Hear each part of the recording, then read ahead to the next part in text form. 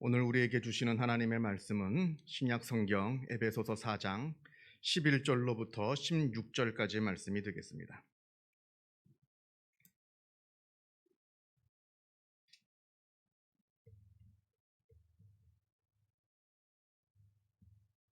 신약 성경 314면에 있습니다. 신약 성경 에베소서 4장 11절로부터 16절까지 말씀을 봉독합니다. 이 계시의 말씀을 봉독할 때에 살아계신 하나님의 음성을 다 함께 들으실 수 있기를 바랍니다. 그가 어떤 사람은 사도로, 어떤 사람은 선지자로, 어떤 사람은 복음 전하는 자로, 어떤 사람은 목사와 교사로 삼으셨으니 이는 성도를 온전하게 하여 봉사의 일을 하게 하며 그리스도의 몸을 세우려 하심이라. 우리가 다 하나님의 아들을 믿는 것과 아는 일에 하나가 되어 온전한 사람을 이루어 그리스도의 장성한 분량이 충만한 데까지 이르리니 이는 우리가 이제부터 어린아이가 되지 아니하여 사람의 속임수와 간사한 유혹에 빠져 온갖 교훈의 풍조에 밀려 요동하지 않게 하려 함이라. 오직 사랑 안에서 참된 것을 하여 범사에 그에게까지 자랄지라. 그는 머리니 곧 그리스도라. 그에게서 온 몸이 각 마디를 통하여 도움을 받음으로 연결되고 결합되어 각 지체의 분량대로 역사하여 그 몸을 자라게 하며 사랑 안에서 스스로 세우느니라. 아멘. 오늘은 우리 교회가 창립한 지 3주년이 되는 주일입니다. 지난 3년을 되돌아보면 정말 하나님의 은혜였다. 모든 것이 다 하나님의 은혜였구나 고백할 수밖에 없습니다. 지난 3년간 우리 교회를 되돌아보면서 하나님께 진심으로 감사드리는 것은 가장 먼저는 우리 교회 안에 참 좋은 성도님들을 하나님께서 보내주셨다 하는 겁니다. 우리 교회 성도님 한 분 한 분 생각해 보면 참 소중한 분들입니다. 누구 하나 예외 없이 교회를 사랑하시고 또 서로 간에 사랑으로 하나 되는 그 모습을 제가 바라보면서 목사인 제가 참 은혜를 많이 받습니다. 그래서 제가 진짜로 거짓말이 아니라 진짜로 밖에 나가면 우리 성도님 자랑을 참 많이 합니다. 친구 목사님들을 만나거나 아니면 또 외부에 있는 어느 성도님들을 만나게 되면 제가 우리 교회 성도님들을 참 많이 자랑합니다. 너무나 훌륭하신 분들, 좋으신 분들이 우리 교회에 있노라 이렇게 말씀을 드리고 있고요.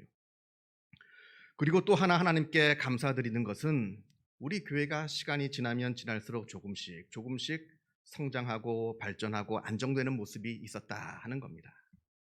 처음 교회를 개척해서 그 첫 해에는 우리 교회 안에 예배와 기도와 말씀에 잘 자리 잡기를 위해서 기도하였는데 그 기도대로 첫 해에는 주일 예배뿐만 아니라 새벽 기도 그리고 성경 공부 모임이 잘 만들어져서 잘 운영이 되었습니다. 둘째 해에는 교회 안에 좀 소규모 모임들이 만들어져서 성도들 간에 좀 영적인 교제가 밀접하게 이루어졌으면 좋겠다 하는 바람이 있었는데 그 바람대로 2개의 구역 모임이 생기게 되었습니다. 그리고 셋째 해에는 우리 안에 있는 다음 세대들을 위해서 어린 아이들을 위해서 교육부서가 좀 세워졌으면 좋겠다 생각하고 우리 다 함께 아주 열심히 기도하면서 준비를 하였는데 하나님의 은혜로 7층에 아주 아담하면서 또 예쁜 교육관을 마련할 수 있었고요. 또 좋은 전도사님을 모실 수 있게 되었습니다. 물론 지금은 코로나 때문에 우리가 아이들을 위한 예배가 이루어지지 않고 있습니다만 그러나 이 코로나가 물러나게 되면 더 활발하게 아이들을 위한 신앙교육이 잘 이루어지리라 저는 그렇게 봅니다. 지난 3년이라고 하는 시간이 그리 길지 않은 시간입니다만 그래도 우리 교회가 하나님의 은혜로 차근차근 자리를 잡아가고 있는 모습을 우리가 보게 됩니다.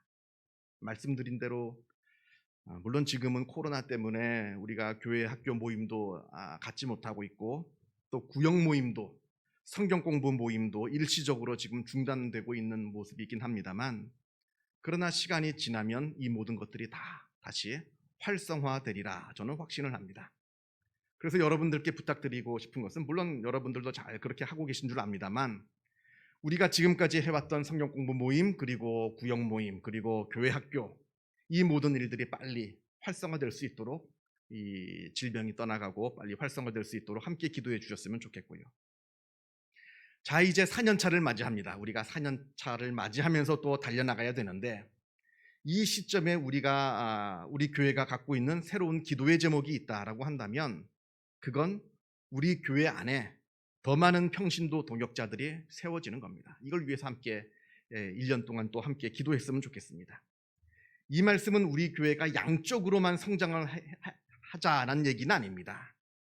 물론 어느 정도 우리 교회가 양적인 성장을 할 필요가 있습니다. 그래야 재정적으로도 좀 안정이 되고 또 행정적으로나 또 다른 하나님의 일들을 감당할 수 있기 때문에 양적인 어떤 성장이 필요한 건 사실입니다만, 그러나 그것만이 전부는 아닙니다. 제가 말씀드리려고 하는 의미는 성도의 숫자가 증가되는 것뿐만 아니라 우리 성도 한 사람 한 사람이 모두가 하나님의 나라를 위한 동역자들로 세움을 받았으면 좋겠다 하는 겁니다. 그래서 양적인 성장뿐만 아니라 질적인 성장도 함께 이루어지는 그런 교회가 되었으면 좋겠다 생각하고 우리가 1년 동안 이것을 위해서 수고하고 애썼으면 좋겠습니다. 제가 매년 창립 주일이 되면 드리는 말씀이 있습니다. 그건 바로 예배의 중요성입니다. 우리 교회는 어떤 큰 행사나 이벤트를 하는 교회가 아닙니다. 우리 교회는 오직 말씀과 기도와 또 예배 중심의 그런 교회입니다. 그래서 제일 중요한 것은 우리 교회에서 제일 중요한 것은 주일 예배입니다. 그래서 주일에 예배 드리는 것이 제일 중요하고요. 왜냐하면 예배라고 하는 것은 우리가 하나님께 나아가는 통로이기 때문에 그러합니다. 우리가 예배를 통해서 하나님께 나아갑니다. 그리고 또 예배를 통해서 우리는 하나님의 임재를 경험하게 됩니다. 지금 우리가 예배드리는 이 시간과 공간, 이 자리에 지금 하나님께서 임재하여 주십니다. 그걸 우리가 예배를 통해서 경험하게 되는 겁니다. 그걸 우리가 느끼는 겁니다. 이 예배의 시간이 그렇게 중요한 거고요. 그래서 예배를 통해서 우리는 세상을 살아갈 힘을 얻게 됩니다. 그리고 예배를 통해서 우리가 지금 갖고 있는 여러 문제들의 해답을 얻게 됩니다. 이게 바로 우리가 매 주일 드리는 예배의 모습이라 하는 겁니다. 제가 예배에 대해서 말씀드릴 때 중요한 것은 두 가지입니다. 이 두 가지를 꼭 기억했으면 좋겠는데요. 먼저는 예배의 방향성입니다. 예배는 내가 하나님께 드리는 것이지 내가 마치 극장이나 어떤 영화관에 앉아가지고 감상하는 게 아니라는 겁니다. 내가 예배를 하나님께 드리는 것이지 하나님께서 여러분에게 뭔가를 보여주시고 쇼를 관람하게 해주는 시간이 아니라 하는 겁니다. 그래서 예배의 방향성, 내가 하나님께 예배를 올려드린다라고 하는, 나는 예배자이지 예배를 구경하는 사람이 아니라 하는 것을 우리가 늘 기억했으면 좋겠습니다. 예배의 방향성이 중요하다. 첫 번째는 이게 중요하다라고 하는 것이고요. 두 번째는 예배는 예배의 부름으로부터 시작해가지고 축도 후 성령까지가 모두가 다 예배입니다. 그 안에 들어가 있는 모든 순서가 다 아주 중요한 예배의 순서이다라고 하는 겁니다. 우리가 이 예배 순서 하나하나에 집중하다 보면 예배에 은혜 받지 않을 수가 없습니다. 내가 예배에 은혜 받지 않겠다라고 하더라도 이 모든 순서에 집중하다 보면 예배가 은혜가 되지 않을 수가 없다라고 하는 겁니다.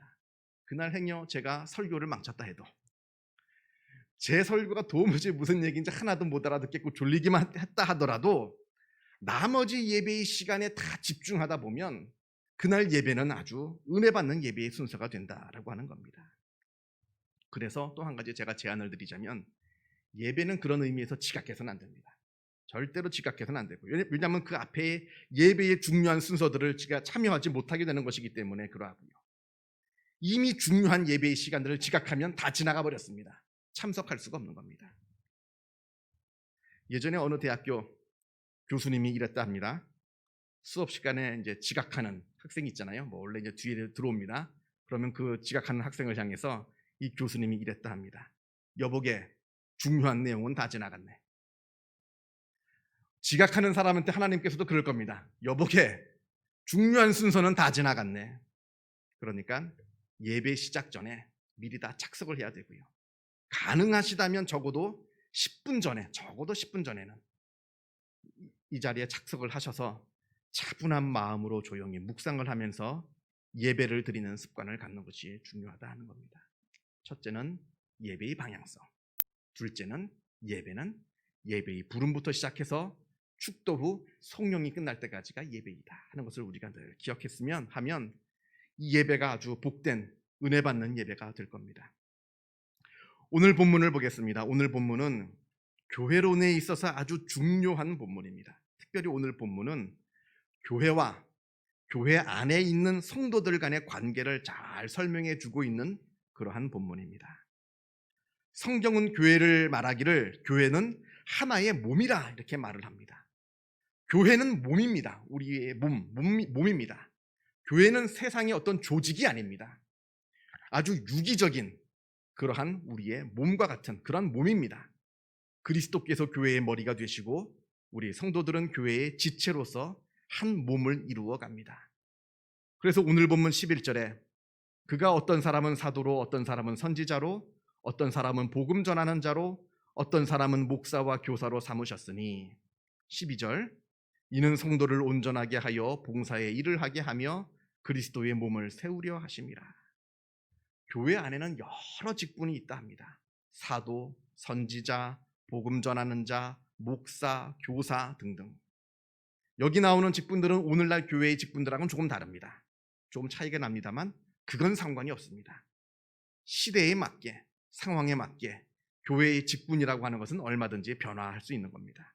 그러나 여기서 중요한 것은 교회란 이런 직분을 맡은 자들의 수고와 노력으로 세워진다라고 하는 겁니다. 이게 중요합니다. 여러분, 우리 몸이라고 하는 거 혼자로만 존재할 수 없습니다.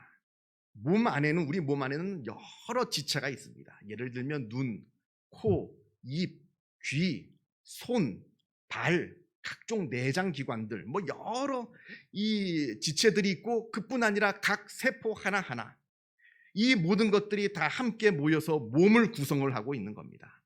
교회도 마찬가지입니다. 교회도 교회 자체로 존재할 수 없습니다. 교회를 구성하고 있는 각 성도들이 있어야 교회는 존재할 수가 있습니다. 우리 교회는 여러분들이 계시니까 존재할 수 있는 거예요. 몸을 구성하고 있는 각 지체들이 그 모든 지체들이 전부 다 건강하고 왕성하게 활동을 해야 그 몸이 건강하듯이 교회도 교회를 이루고 있는 각 성도들이 영적으로 충만하고 또 자기가 맡고 있는 직분들을 잘 감당해 주어야 교회가 바로 서게 됩니다.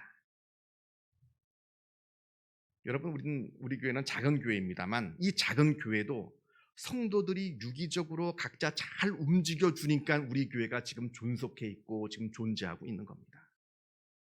우리 교회가 지금 존재하고 있는 거, 잘 지금 유지되고 있는 것이 저절로 지금 지탱되고 있는 거 아닙니다.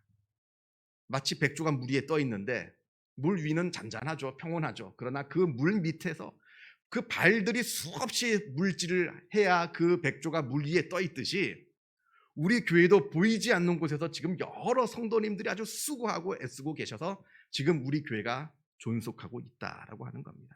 예를 들면 우리가 오늘 이렇게 예쁘게 이렇게 깨끗하고 아주 단정한 아주 쾌적한 예배당에서 예배를 드리는데 이건 우리 이 예배당을 매주마다 청소하시는 권사님과 집사님들이 계셔서 그러한 겁니다. 여러분들 아시는지 모르겠어요. 우리가 지금 이 예배당 청소를 용역을 불러서 쓰는 게 아닙니다.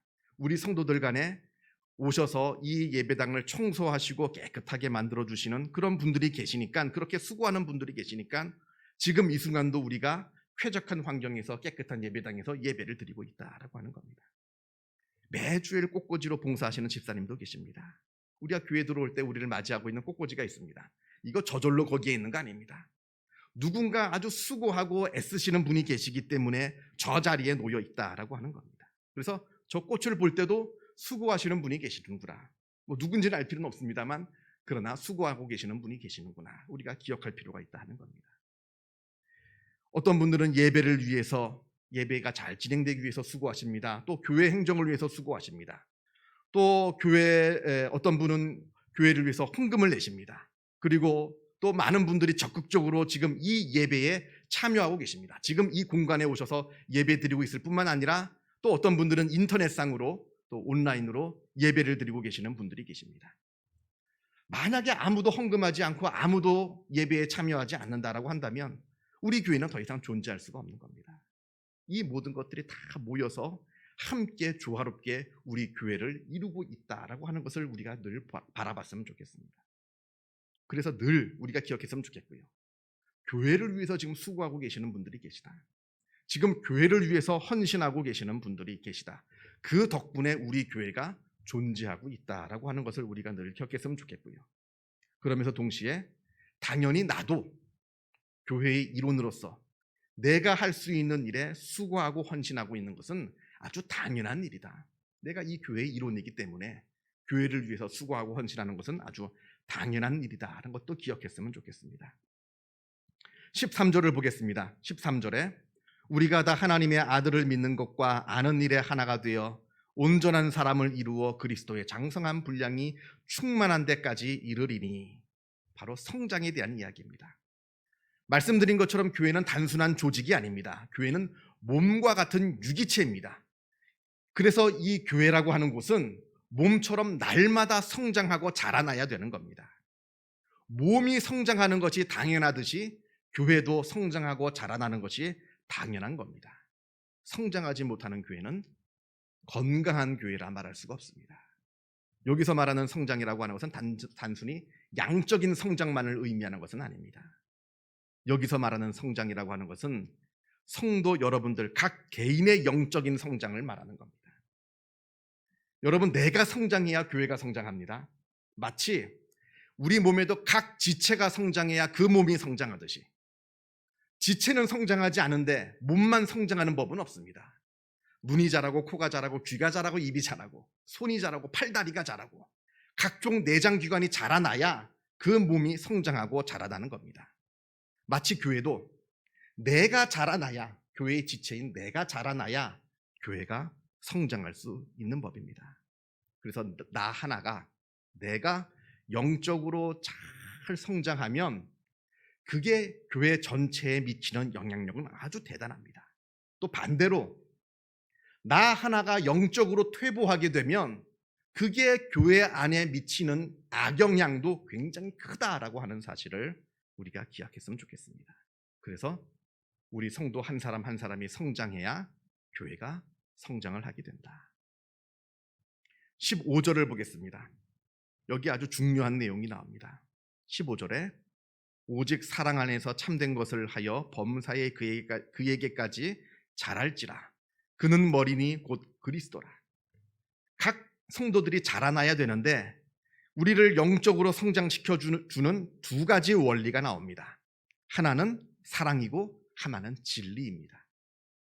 우리의 영적인 성장을 이루어내는 중요한 자양분이 있는데 그게 바로 먼저는 진리라고 하는 겁니다. 진리 위에 굳게 서야, 그리고 진리를 열심히 배워야 우리의 믿음이 자라나게 됩니다. 쉽게 말하면 성경 말씀 위에 굳게 서야 한다는 말입니다.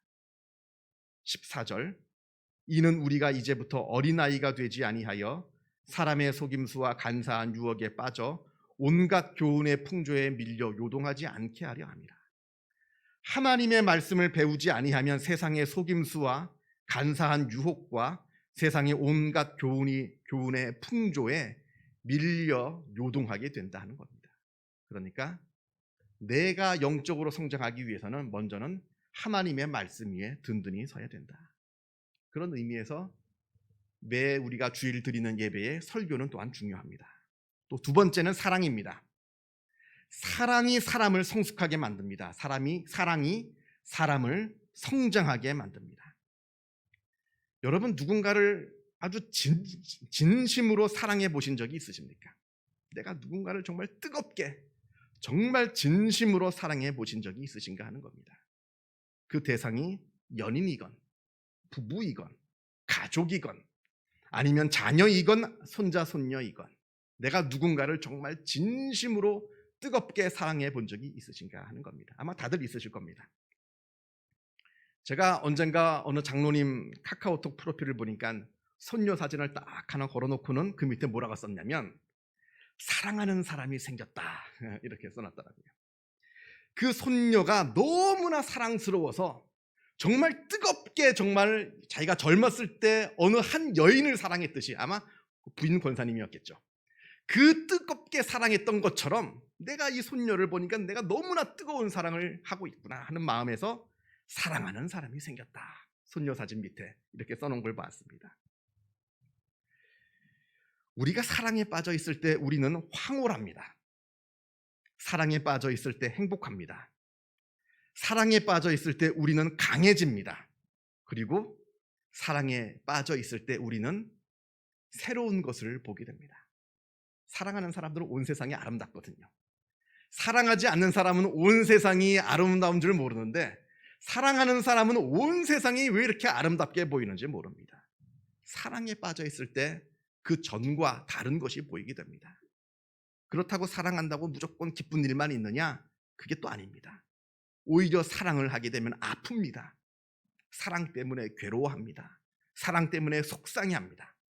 이 모든 과정을 통해서 사랑이 우리를 성장하게 만들고 성숙하게 만들어집니다. 지금 오늘 말씀에 사랑에 대해서 이야기하는데, 물론 우리 인간 간의 사랑도 말씀하고 있는 것이지만 가장 중요한 사랑의 원형, 가장 위대한 사랑이신 하나님의 사랑을 누리고 하나님을 사랑하라 하는 겁니다. 하나님을 사랑할 때 우리의 영적인 성장이 이루어진다라고 하는 겁니다. 이러한 진리와 사랑 안에서 우리가 성장할 수 있다.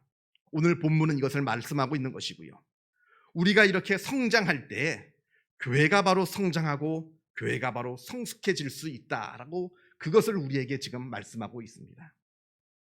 이러한 영적인 성장의 은혜가 여기 모여있는 성도님들 한 분 한 분 속에 이루어지기를 바라고 있고, 여러분들의 영적인 성장을 통해서 우리 소망세움교회가 더더욱 성장하고 자라나는 복된 교회가 되기를 바랍니다. 기도하겠습니다. 사랑과 은혜가 충만하신 하나님 아버지, 감사합니다. 하나님께서 이곳에 소망세움교회를 세워주시어서 하나님께서 기뻐하시는 복된 일들을 우리 교회가 감당하게 하여 주심에 주님의 은혜에 감사를 드립니다. 아버지여, 주님께서 이 교회를 지금까지 인도하여 주신 것처럼 앞으로도 인도하여 주시어서 이 교회가 하나님의 기쁨 되어 드리는 복된 교회 되게 하여 주옵시고, 또한 이 교회 안에 더 많은 평신도 동역자들을 세워주시어서 함께 하나님의 나라를 꿈꾸며 기도하며 수고하고 애쓰는 그 아름다운 모습이 이 교회 안에 가득할 수 있도록 역사하여 주시옵소서. 우리 성도들 한 사람 한 사람 기억하여 주시어서 그 삶의 자리에 복내려 주옵시고, 그 영적인 성장을 주님께서 허락하여 주시어서 우리 성도들이 영적으로 성장하여 그것을 바탕으로 우리 교회가 더욱더 자라나는 복된 은혜가 있게 하여 주시옵소서. 모든 것 주님께 감사드리오며 이 모든 말씀 우리 주 예수 그리스도 이름으로 기도하옵나이다. 아멘.